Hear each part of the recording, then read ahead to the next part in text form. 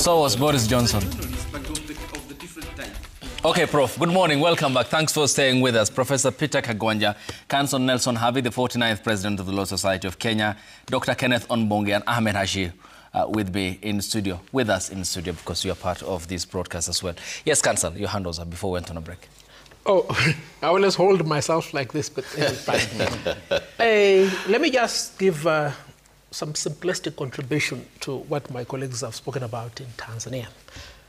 I believe if Mwalimu Julius Kambarage Nyerere were to wake up today, he will say, Watanzania wenzangu, shida iliyo nasi ni kubwa sana.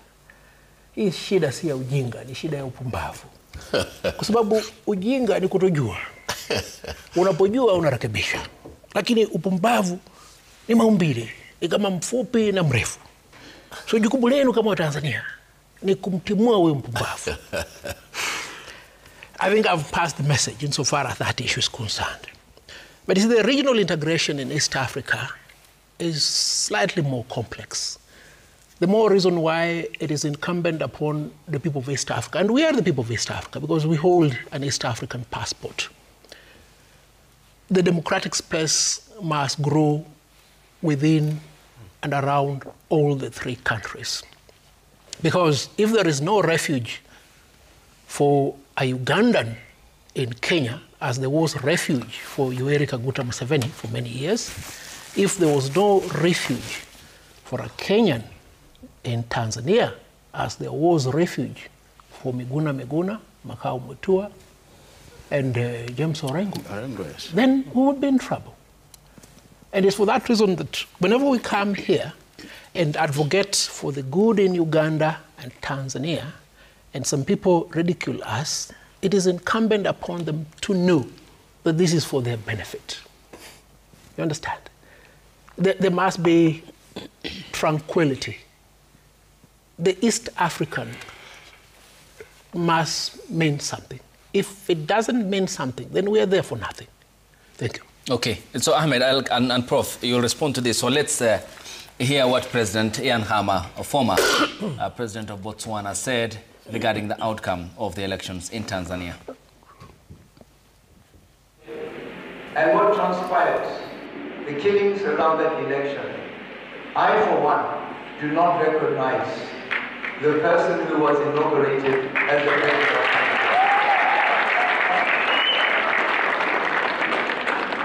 She is an illegitimate president. It is totally unacceptable when an African leader, in order to stay in power, will resort to killing his or her own people.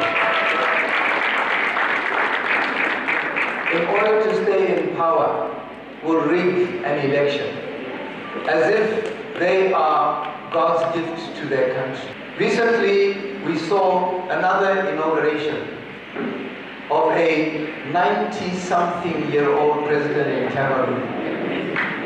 90-something years old, who can hardly walk, but still wants to be president. Okay, you also extension talked about President Paul Biya. Yes, but please. You know, it is the signature of when a system is about to collapse, when it is about to fall. Craziness comes into the legal and political structures of that nation state. And you can tell by the language of the Tanzanians, given these cabinet reshuffles, that something is deeply wrong in the social soil, if I may, of the Tanzanian people. The Minister of Tourism said that she was going to create a big cover so that no one from Kenya could see Mount Kilimanjaro. It's crazy. So when a society or a state or a government is about to collapse or to fail, that is the narrative that you get. That's the discourse that you get. The second thing is that we have to ask ourselves some basic scientific questions about Tanzania. And I want to disagree with my friend on the right, my learned friend and my good friend.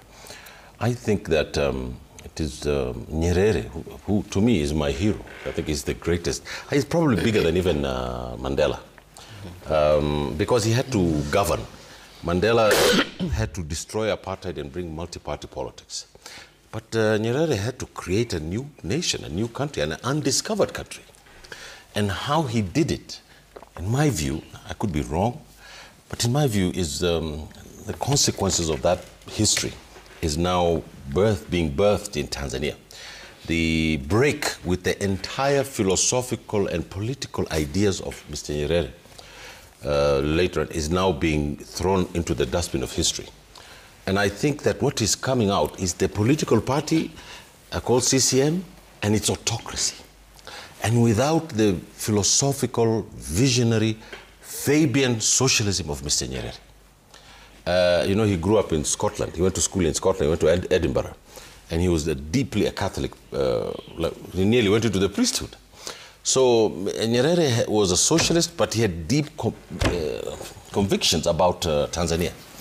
And it is true what my learned friend on the right has said about Tanzania being his classroom. It's true.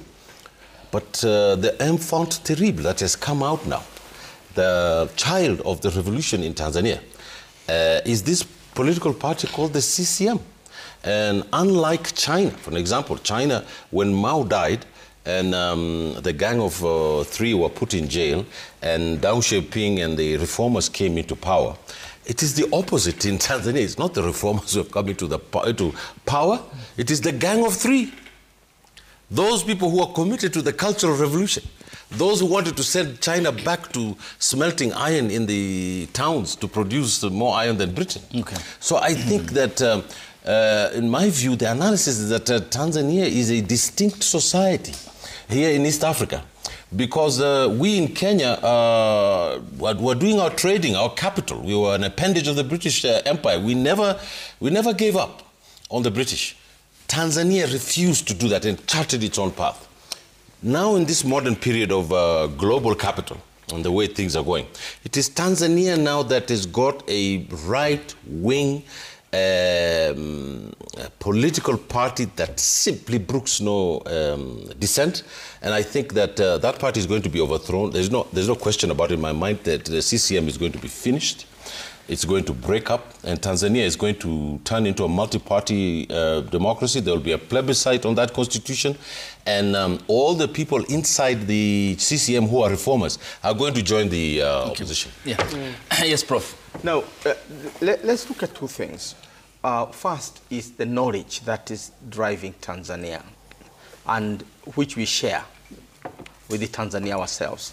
If you recall, in 1964, the day we became a republic, 2 founding fathers of this republic walked to the north of the country. They opened the Lumumba Institute in honor of Patrice Lumumba. And almost immediately, the West was up in arms that Kenya is going to turn communist. And the reason that Pio Gama Pinto, Jomo Kenyatta, and Oginga Odinga had was we need an intelligent political leadership. And political leadership that is intelligent come from the air. It has to be made. And therefore, they charted a curriculum which Kenyatta explained in very, very detailed terms of what we want. The British, of course, and the others preferred the Kenya School of Government at that time, which is now the Kenya School of Government. And so on, which just teach you how to eat with the fork and knife and so on, rather than sharpening your mind. What has happened is that we have now the Charageis of this world who just come, take the microphone and say anything that is in your mind, because whatever is in your mind, whether it is there or not, you have to say it. Because nobody put anything in your mind.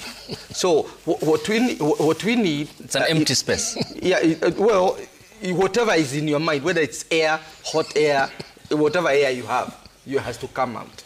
But you cannot blame the Charageis of this world. You can't.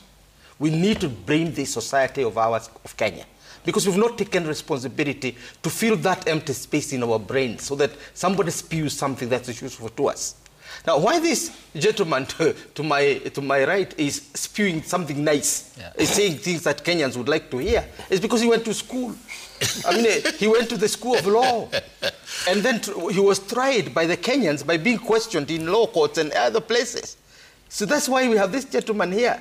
So as Kenyans, we need to deliberately create a school of politics where every leader must come with a certificate showing that, and by a leader, I mean even the chairman of the cattle dip, because it's possible.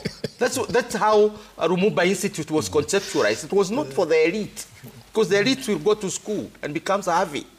But what are you going to do the grassroots leadership? And that's when Nyerere came in, where he created the village as a school. He transformed every village into a school and shared views with everybody. So that's one thing to keep in mind. As Kenyans, we need... As Kenyans, we need to deliberately move to put something in the brains of our people so that what they tell us is useful. It is not as, as offensive as it is. Finally, you asked about the parties in the region, the numbers and so on. We need to challenge the second idea. Nyerere brought Museveni up in his caucuses, where the afternoon they would meet and talk and exchange ideas across the world. He even allowed Museveni to slip into Mozambique to run one or two things about how to help those people govern themselves. The so-called liberated areas of Mozambique at that time, fighting against the Portuguese. And he became one of the best Ugandans who had come out of that public schooling. But he introduced something else called the guerrilla, or the politics of insurgent.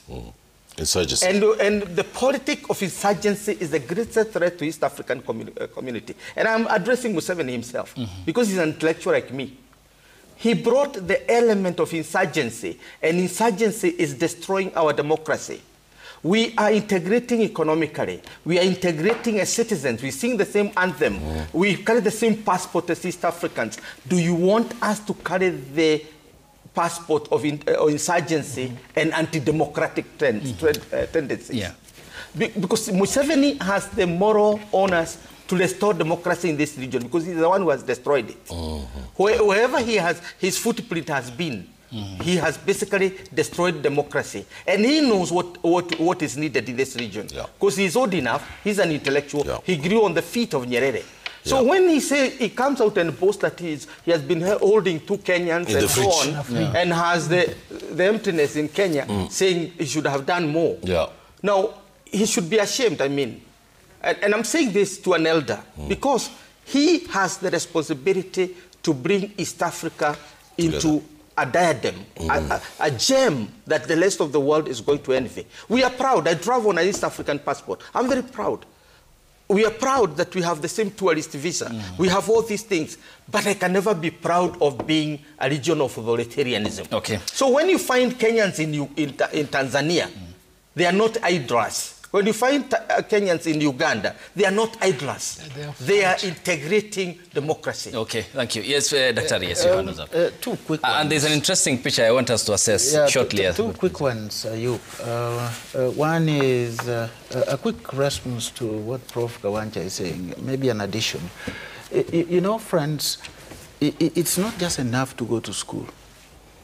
But it's also important that as you go to school or go through school, you need to allow school to go through you. Because you see, some of the politicians we have papers from some of our, serious institutions in this country. And the senator we are talking about this morning is actually a lawyer. He's a professional. I'm ashamed I attended his admission. Colleague. So that's why, for me, it's not just enough to go through the corridors of school. I come from the University of Nairobi. It's just not enough to walk around those corridors and attend classes. It's important to also allow school to go through you so that you come out of the production line a refined civic gentleman or product. That's one. Number 2, part of the challenge we have in Tanzania, and I'm glad Wakili Havi mimicked Nyerere. At some point, I thought Nyerere was speaking. Maybe you need to think of a career in those lines of mimicking. But Nyerere in Tanzania was never quite succeeded, if I may say that. Because what he actually created made Tanzania to be stuck in a historical time lag. If you look at Tanzania, I'm not very old, but I'm old enough to say that Tanzania is where Kenya was in the 80s. You remember the days of Mulolongo, where people would get 98% of the people lining up, where the smallest queues actually won the day. CCM today in Tanzania is the party of Baba na Mama. And President Suluhu could be, you know, teacher number one, Mkulima number one. You remember those days, I'm sure, people around this table and those who are listening to us who grew up in the days when we were in university in the 1990s, where even mentioning the name of the president was actually something so dreadful. And then we changed the name and then started talking about MO1, you know, as a label for our president then. That is where Tanzania and probably Uganda are. Kenya moved on. We are right now a much more open society and probably a much more open market than the other two or even three East African countries.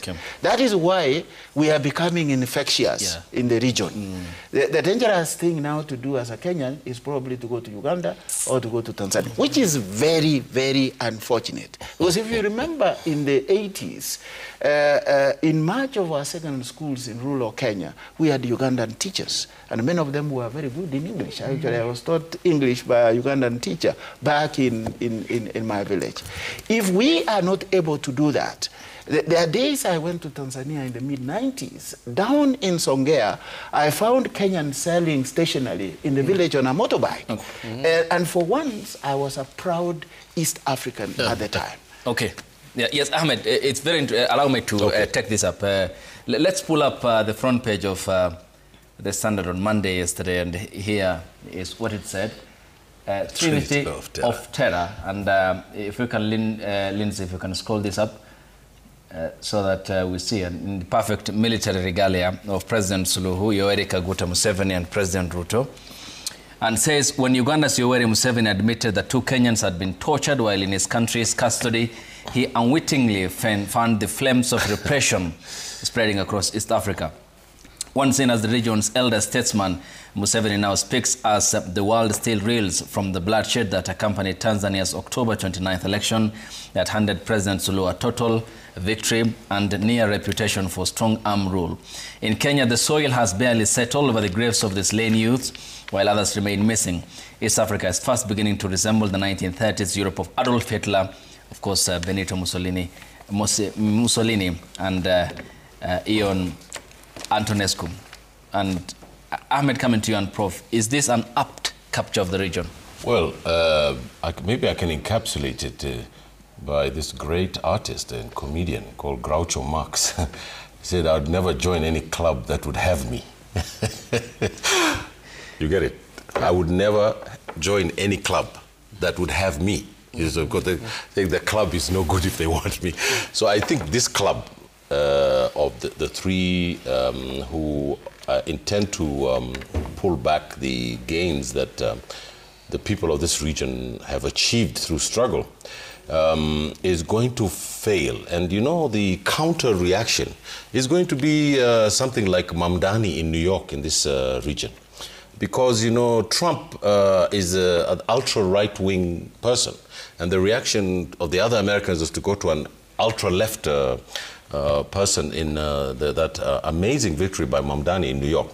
I think that the political economy of East Africa tells us 3 basic things.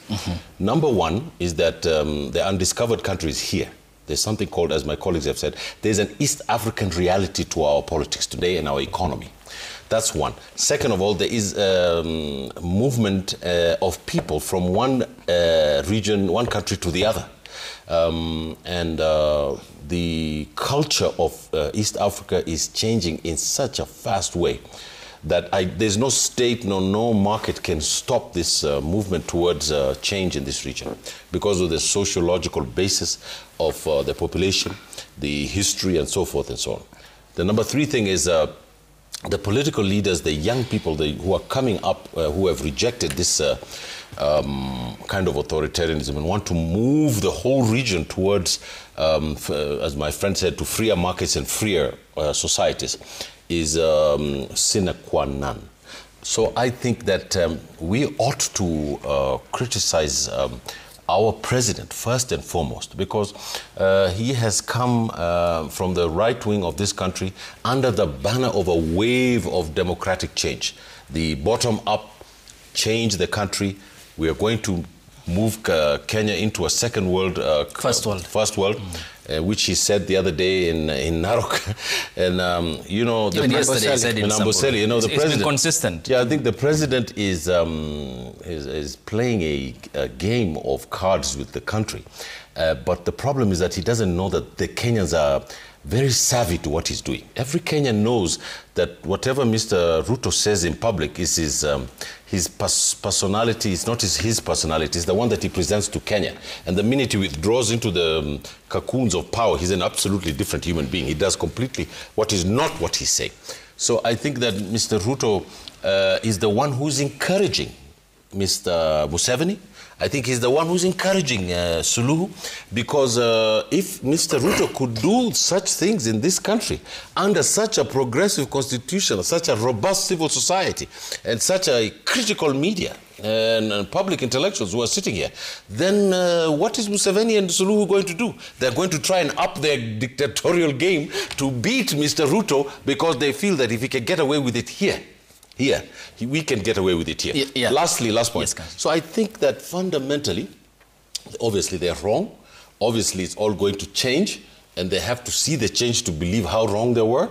And I think that if we hold the tenets of our democratic system in this country, and we hold Mr. Ruto to fire, I think the other ones also will be afraid of the democratic and social formations in Kenya that want to export their experience. That's what we want. We want to export what we have here, because we want to make Uganda and Tanzania part of East Africa, and we can all trade and do democracy, and life will continue. Yeah. That's what we want. Yeah, and Prof, your hand was up, please, to you. And then you get to me. Yes, please. Let me first get to Prof. Something is burning. Oh, yes, Prof, your hand was up. Yeah, I think burning is good. I think it is good all the time for scholars and intellectuals to call a spade a spade. Not a big spoon. And we train ourselves to prepare for the worst when we see it coming. I think East Africa is hurtling down to a fascist moment. We are becoming a fascist region. And I am using that word aware of its intellectual meaning, fascism. Whether you're talking about the Italian fascism or German Nazi fascism, or you're talking about any fascism in the world, including Latin America, when it was there. And what are the checkpoints to say this in order to be able to make this assertion? And that when Kenyans go to Uganda or go to Tanzania and you see the response they are getting, then you know that we are the only anti-fascist group remaining in this part of East Africa. And we have to fight. First, fascism is characterized by a dictatorial leader. A leader who sees himself as messianic. He's saving us from whatever it is that they're saving us from. That's a dictator. Second, they try to centralize the government to themselves. Look at these trends. Everything must come from you, like you are the sun, and everything else rotate around you. And second, you have what you call autocracy. Anything you say is supposed to be law. Whatever you say is supposed to be. And you demonstrate it by turning around and telling a district commissioner, now a county commissioner, I want you to do this. Like they are the ones who decide. We have a parliament, we have county assemblies and others. Then you turn around and say, I want this road done. That is basically roadside leadership. Thirdly, militarism, the abductions, the killings, the taking over of people's liberties. That's another aspect of whatever forcible suppression, like the arrest that you are beginning to see in Uganda and here, and suppression of the opposition. Is that not what we are seeing in the two countries? Now, if I could stop there, you have already seen that the main birthmarks of a fascist system is here. And there's nothing that took the world to war. The Second World War was about defeating fascism. The many people who died basically to fight against fascism. Here in this country, we fought against the fascism of the British type. And the British have been chastised. They are paying now. They have paid the first installment. I'm sure they're going to pay more to the Mau Mau and the fighters of the time. They are admitting that Britain's gulag in Kenya was real and that they have apologized. The king came around here and apologized for it. So one day Museveni will have to apologize.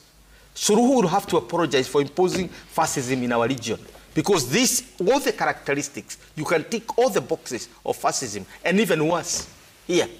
The Tanzanians are not only complaining about the colonization by Suluhu, but they inherited a system that favored Zanzibar.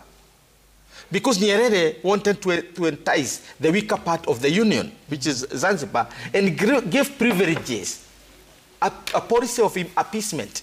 And now you have two leaders, Mwinyi and you have Suluhu from the island. What has the mainland to do? So for them, fascism is a double jeopardy. The oppression by an island and of the mainland, and oppression that is shared across the whole Tanzanian realm. So we are saying it is true. We have the trinity of terror, but Kenya, we are determined to ensure it is not part of that trinity. Okay. Yeah, Kenya is not going to be part of that trinity. Yeah, and then, Prof, before I come to Council, to ask you this as a follow-up then. The complaints have been coming from Tanzania and Uganda of Kenya exporting activism to the region. Yeah. But what are the likelihood, and the chances are that the effect is consequential, as we had seen.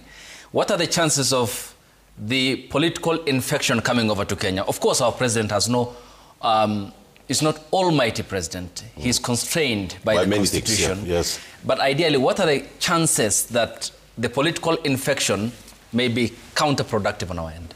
And no, not really, because we have been the main integrators from the 1960s, and Nyerere recognized us as that.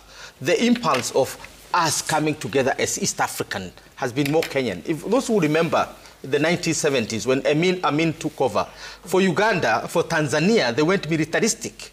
For them, it was sending the soldiers to get out of Tanzania. What did we do? We gave Ugandans passports. I mean, not passports, but IDs that were Kenyan IDs.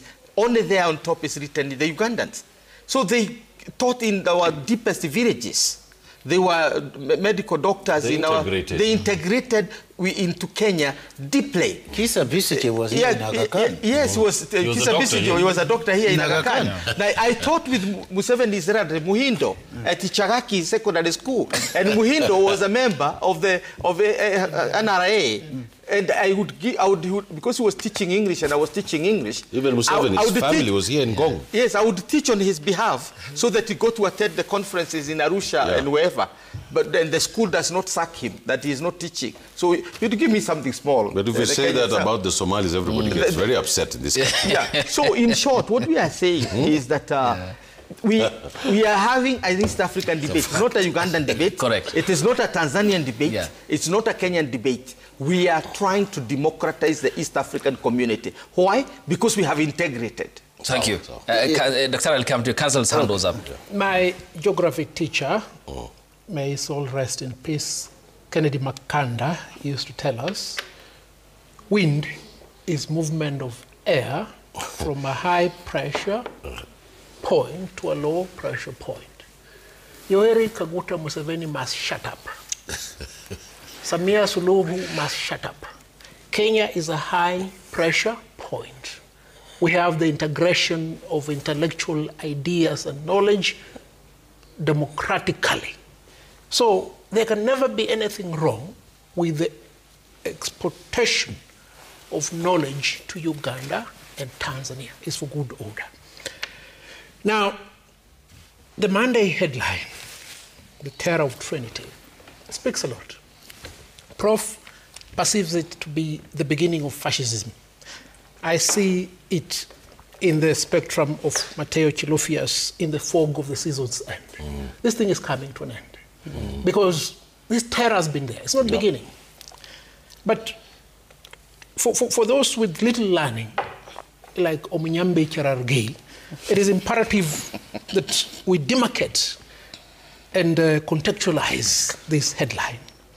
You see, the most affluent, the most intelligent of that trinity of Adolf Hitler, Benito Mussolini, and Ion Antonescu was Adolf Hitler. And I think of the three appearing in that headline, you'll be able to pick who is. Adolf Hitler was a failed artist, but an accomplished orator.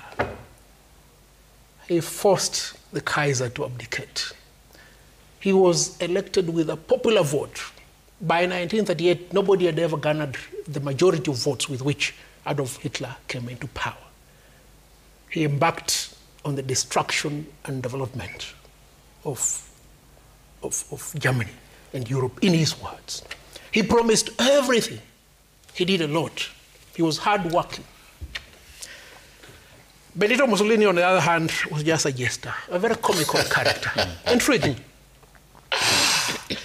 Ion Antonescu was a product of those three. You're able to see Antonescu from that trinity of people. Intriguingly, all of them died and or were killed. That's Romania. Yeah, you're the prime minister of Romania. He was a soldier. Intriguingly, all of them were killed and or died within a period of 2 years. Starting with Benito Mussolini, Adolf Hitler, and then Ion later. But it tells a lot. And I think I always look at headlines and cartoons with a lot of meaning. This is a message to the people of Kenya. I don't know who coined the topic for today's discussion. East African Spring. East African Spring. It is the East African Spring. We are in the fog of the season's end. Okay. I agree. And Adolf Hitler had a good propaganda minister, Joseph Goebbels. Yes. The My turn, or is it the professor's turn? It's Anyway, I think Prof and Wakili here have echoed what I intended to say, but I wanted to add just briefly that, yes, the unholy trinity of East Africa. I presented a paper in one of our seminars in the university which I had entitled The Unholy Trinity, where I was connecting violence, land and electoral politics. And you're a Christian. I didn't know. I didn't know that it would be used in a newspaper. But the truth is that the political space in East Africa is shrinking in some way. The only difference is that it's doing so in different scales in Tanzania and Uganda and Kenya. But in this shrinking, of course, we see the ascendancy of opposition from the populace or the citizens. And in this, I think Suluhu and Museveni are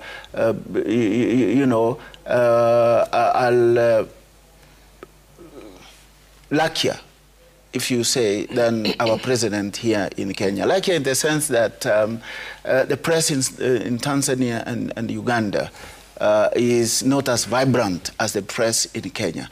And we are a manifestation of what I'm saying. In some countries, you can't say the kind of things we are saying, and we go back to our offices as we are going to do after this. That one, I'm sure. We are going to go to the offices. In some countries in the region, you cannot do this and go back to your office.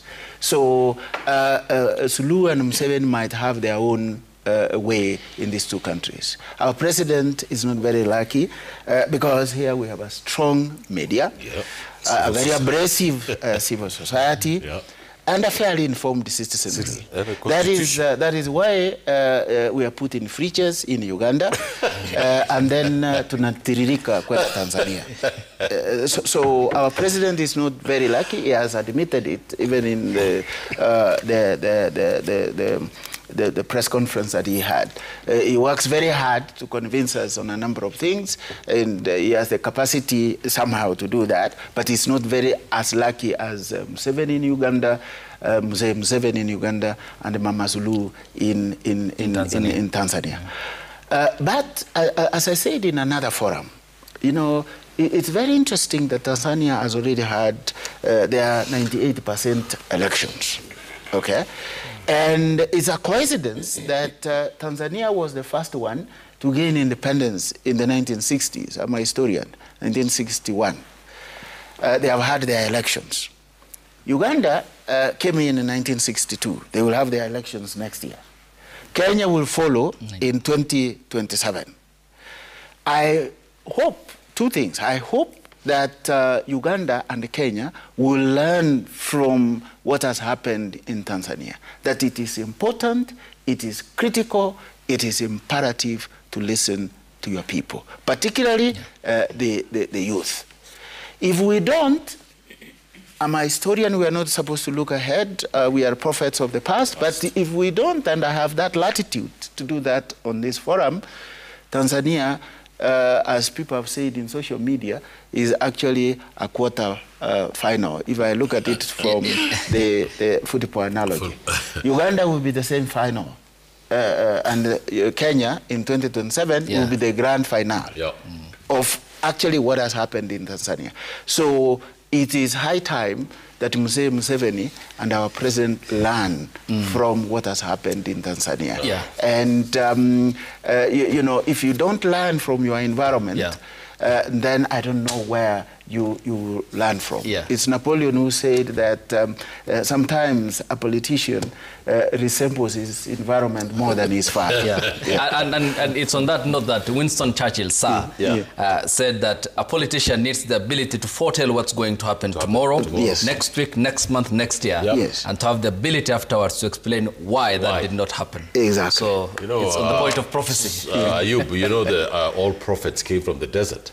They didn't come from places like Mount Kenya, where Mr. No, we had ours. Big mountains. Let me just finish. No, you are a Can you wait? now. Just finish. But the chiefs and the kings. Can I finish? came from I've been good listening. Can I just say? So the prophets have come out from the desert. They never came from the lush green mountains where Kwanja comes from. And I'm from the desert. Professor, no, Gong is not a desert. Wait 1 second, please. Then, you know, there is a saying in my language from the desert. Lishanka together, marga tuludlewida. If you take a camel and you put a bullseye on top of it, and you take a spear and you throw at it, and you can see the camel, you can see the bullseye, and you throw the spear, if you're meant to miss that, which no one should miss, you're going to miss it. And this is what's happening in East Africa. The unacceptable cognitive psychology of our presidents, who firmly believe that democracy, the rule of law, and the ideas of civil society, legal jurisprudence, cultural ascendancies are absolutely anathema to our African worldview. They are trying to describe African worldview in their own terms, but not in the terms that actually African society have always developed their worldviews or their Weltanschauung. And I think that is majorly at the heart of the problem of our region, is that we do not have leaders who have the conscious ability to say we are going to follow the direction of where the people are going and the documents that they have agreed to and the vision that they want. And Madam Suluhu, who is from Zanzibar, believes that I think that Ms. Suluhu doesn't want even a Tanzanian union. I prophesied here that this Tanzania is going to break up into Tanganyika and Zanzibar because there is a latent anti-Zanzibarism in Tanganyika. They say, was it Mr. Peter who was saying that they elect, the Tanganyika elects a president and he's a Zanzibari. And you know, the two are very distinct. This is an Afro-Shirazi culture from Zanzibar. And Tanganyika was a Maoist, socialist, Fabian movement led by Mr. Nyerere. There's a reason why Oscar Kambona was exiled. Oscar Kambona was a liberal, democratic lawyer who wanted democratic government in Tanzania. He was thrown out. Probably one of the most brilliant people to emerge out of East Africa. Sokoine. A lot of people believe Sokoine was assassinated because Sokoine was so powerful. He wanted an open society where you could try and bring back this an ability to breathe in Tanzania under Nyerere. Nyerere is a hero to all of us, but he's not a saint. He did not rule that country like a church. One day he went to the university and he was a lecturer. He said, you students should oppose these demonstrations. You should join you should join the demonstrations. But as the president of Tanzania, I'm going to crack down and send you to jail if you demonstrate. And he's lecturing. And I think that people have to see this psychosis in Tanzania. And now, as I argued before, the Gang of Four is here. And the Gang of Four is Suluhu, closest advisor, I keep forgetting that name. They're not in the cabinet, they're just advisors. And the entire power has been concentrated in the office and the Chama cha Mapinduzi. Lastly, I want to talk about this Chama, and I keep talking about the Chama cha Mapinduzi. The Chama cha Mapinduzi is in the genetic code of the political culture of Tanzania. Unless it is removed, Tanzania will not move forward. Okay. And it's what Prof argued here previously and also in his numerous op-eds. But first, Prof, I know you want to build up on that. Let's hear from our Foreign Affairs CS, Musalia Mudavadi, who spoke on the same, expressing concerns about Kenyans and how then our foreign affairs or foreign policy should be regarding Kenyans. In the last few weeks, we are also experiencing a situation where we are having a lot of interventions for young people. The moment you step beyond Kenya's borders, it's not the Constitution of Kenya that applies. You enter a sovereign state with different regulations and different laws. My prayer is that our young people, as they enjoy their freedom, please be cautious. It is absolutely important. We don't want to lose any Kenyan. We don't want to have any young life obstructed. It may seem fashionable to disparage the president and to ridicule the president and to ridicule Mudavadi and to ridicule every other person because it looks fashionable. But I'm telling you, it will not be fashionable when you find that your visa is being denied. So enjoy this space. Make good use of it. But do what is ethical, do what is right, because we want you to go far. We don't want you to terminate at the wrong place. Prof, it's unethical, is it, for the Kenyan government to provide a platform for the genocidal entity, the RSF, and accuse Kenyans of meddling in other people's affairs when they go take part in political rallies in Uganda? Let's start with the most recent event. Yeah. I grew under the feet of Mahamoud Mamdani in the streets of Dakar, in the streets of Addis Ababa, in Dar es Salaam. We were together in Cape Town, I as a junior. So I knew Museveni. Museveni was frustrated because the Ugandan could not consume his knowledge. And after all the time, he went to Cape Town, like every one of us who went to Pretoria and Johannesburg. For our viewers, Mamdani is the father of the elected mayor. Yeah, I'm talking about Mahamoud Mamdani. Yeah, Professor Mahamoud Mamdani is the best amongst us in East Africa as intellectuals. True. Very prolific. Yep. And very clear-minded. Yes. Very clear-minded. And he was our president in the Council of Social Science Research in Africa, Kodesria. We elected him president, and he ruled. His rule was the best. But he was frustrated as a Ugandan with his 4 acres or so in Jinja. He could not be absorbed. He had the institute in Makerere. The government was, Museveni was uncomfortable. He was exiled. So what Museveni has refused to consume, the Americans are consuming. Museveni, Mamdani went with his 7-year-old kid to exile in Colombia. I remember him and I and part of my family walking to an Ethiopian restaurant in Colombia where he went to buy us lunch with this young toddler. And he was growing there. Now that is the mayor of New York. So it's just amazing. Kwame. Kwame is the mayor of New York now. And at that time, Mamdani is frustrated because he always maintained his Institute of Basic Research in Makerere so that at least can spend some time to give back to the Ugandans. Now, you can see the apathy of the East Africans that what we refuse to consume, the rest of the world is consuming. Yes. And that's what Kenya needs to know. It's a problem of all of Africa. It's a problem. And they're good consumers, isn't it? Given the fascism by the media, the far right, the Democrats, including Trump, who had beraged Mamdani Jr. Still got beaten. So that is one. And now when we come to Kenya, it's Jesus who was telling his disciples, Prophet Isa, as you call him, who would tell us that first and foremost, worry about the log in your eye. Don't worry about the speck in other people's eyes. Kenya has a problem. We are unable to protect our citizens. I've said here before. The primary duty of a state is not building highways. It is not building skyscrapers. Protect the citizen. It is not about creating dams. It's about protecting that one citizen who is in trouble.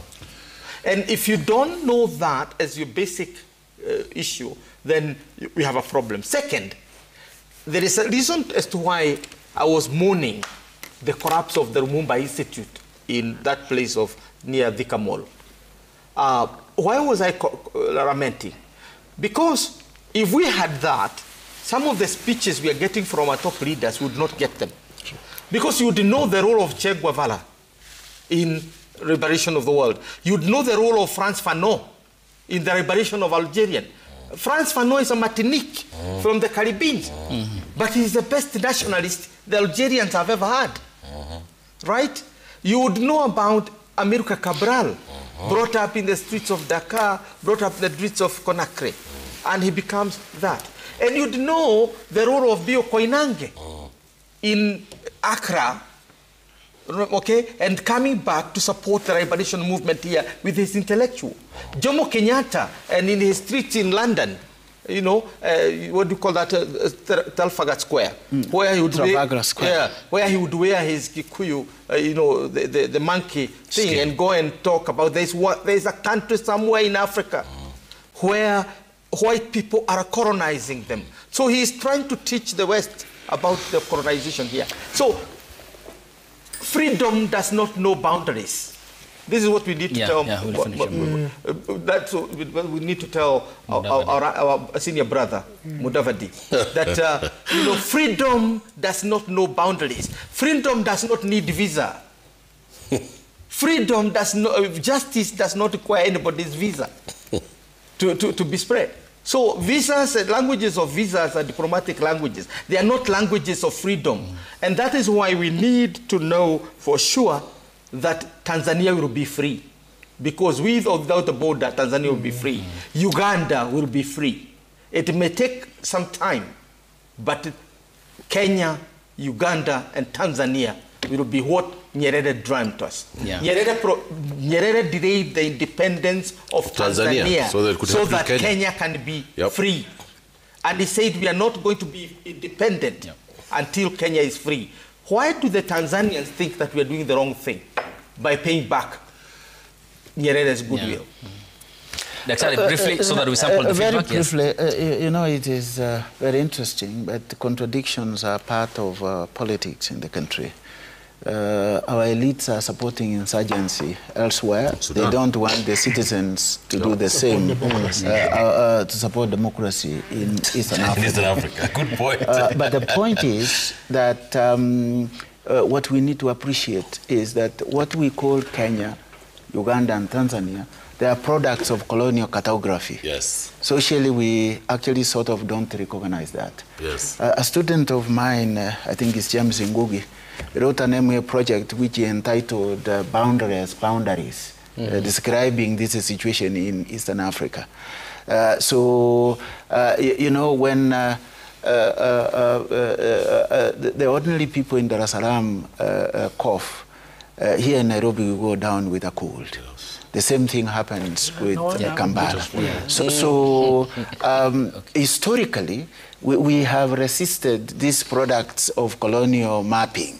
They call Kenya, they call Uganda, they call Tanzania. We are one people. Point. The other day I was in Amboseli, and we would walk across with my Maasai friends in Kimana, and my phone will say, "Welcome to Tanzania." You know, we are walking back and forth. Even the phone doesn't recognize boundaries. Even the phone doesn't recognize boundaries.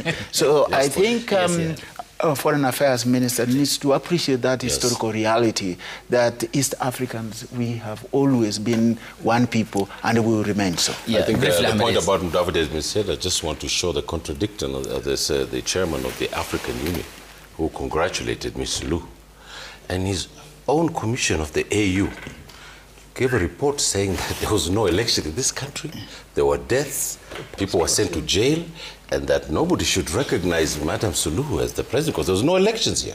So I want to tell the chairman of the African Union, you should not Djibouticize the African Union because they've given their president, Ismail Omar Guelleh, a 6th term. So if that's the kind of culture he wants to bring to the African Union, I think that he should be removed, because this is a reasonable justification for him to be removed by the executive there, because this is just outrageous. And I think finally, I really hope that the African Union stands up and calls out what has happened in the AU, because if they don't do that in Tanzania, if they don't do that in 2027 when we have this election, and it's going to be a damn hot election, we need the AU to also oversee this country. So I want to ask the chair of the AU that if he stands by those remarks, he should resign. Okay. So let's sample the feedback, and I'll give you the final word, Prof.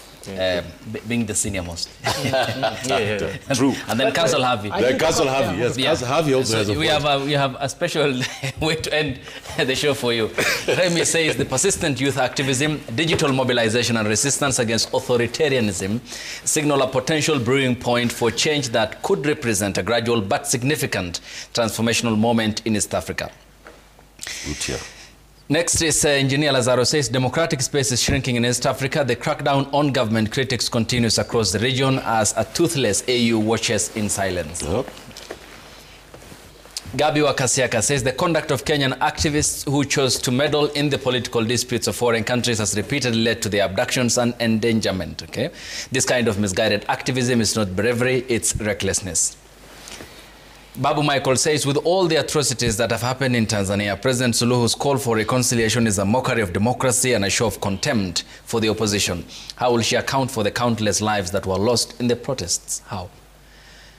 And Leonard says it's high time Uganda and Kenya to learn from mistakes Tanzania's governments made in the ended general elections. Even though democracy to some countries is rare, Uganda should try as much as possible to exercise it in the coming elections equally. Kenya. Yes, Prof, briefly. I think there's not much to say, but to kind of say that what our brother said here, that Kenya is a high concentration of this pressure for democracy, and therefore we are not going to relent from saying what we need to say.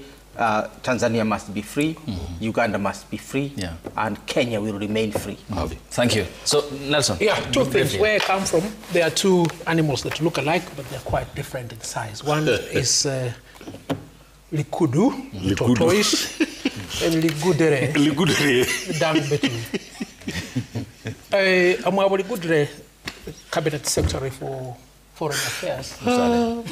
Like those two animals cannot harm you or help you, but he must realize two things. That the right to be a Kenyan is a right given to you by birth and by the Constitution. It's not a favor.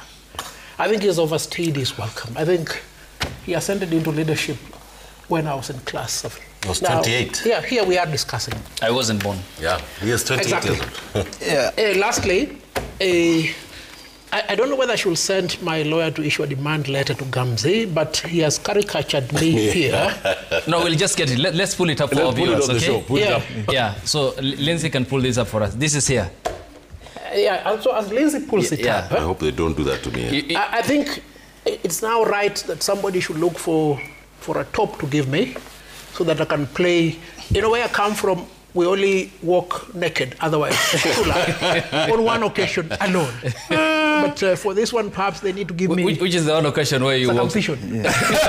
But otherwise, you're supposed to be fully dressed. So, munitafutie t-shirt. Kama ni ya UGM, kama ni ya DCP, ama ni ODM, nataka nivae t-shirt. Haraka tucheze mpira. Thank you so much, Council Harvey. Much appreciated. Prof, asante sana. You're heading to South Africa? Yes. I'm going to Johannesburg. Okay. A lot to talk about, including the cancellation by J.D. Vance and Yes. Trump's view of the white genocide That's in true. South Africa, but doesn't condemn what's happening in Gaza. I'll be in Paris talking about the Indian Ocean. Yeah. The peace in the Indian Ocean on Saturday. So we have a lot of content next the other Yeah. way. There's a brief meeting one. in Germany about security in Africa, Yeah. which you should bring up in the next show. Okay. A brief one, just to conclude this. One lesson we have learned from this situation in Eastern Africa is just simple. As countries and as leaders, we need to learn to listen to our citizens. Listening is free, but not listening is very costly. And Tanzania is a classic example of that. Prof, asante sana. Ayub, asante sana. Thank you, Ahmed. Thank you, Council. What a great Thank you, show. Daktari. Appreciated. Many thanks for your input. Thank you very much. Thank you for the substance here. Up next is Social Hour. And Safina Chiengoma is on with that. Good morning.